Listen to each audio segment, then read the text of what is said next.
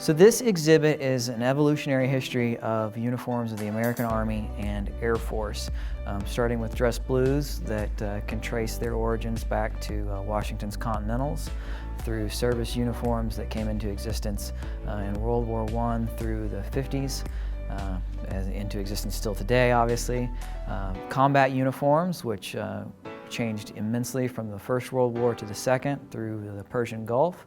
A brief inclusion of the creation of the U.S. Air Force in 1947, and we closed the exhibition with dinner uniforms highlighting the formality of some Army functions.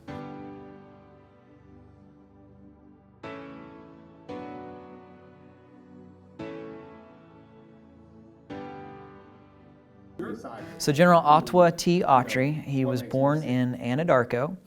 He was a school teacher in Enid. That was his civilian occupation. He enlisted in the Army in 1924 as a private and rose to the rank of Brigadier General.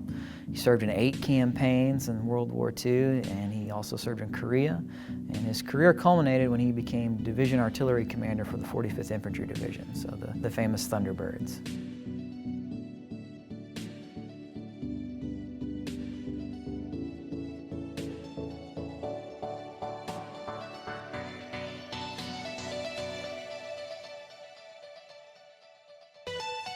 My wife would probably like to see this stop because there's over 30 pieces in the collection, and the closet has become full to an extent, our spare closet.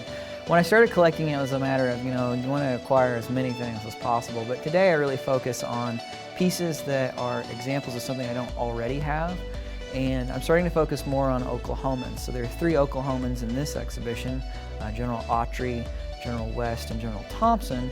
And just a couple of weeks ago, I acquired another uniform of an Oklahoman, General Lawless, who was from Holdenville. So I'm starting to focus more on Oklahomans and again, pieces that are examples of things that I don't have. So I particularly like the blue uniforms. General Autry's uniform is one of the blue uniforms. They're iconic. You look at the old Western films of, like John Ford's Cavalry Trilogy, and she wore a yellow ribbon and all that, and you see that same styling, those blue jackets and shoulder straps.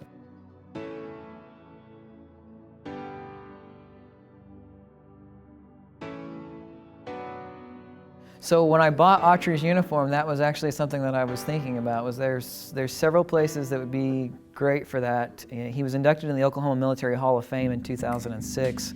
So there's the Oklahoma Historical Society, and then of course the Creek Nation Tribal Complex.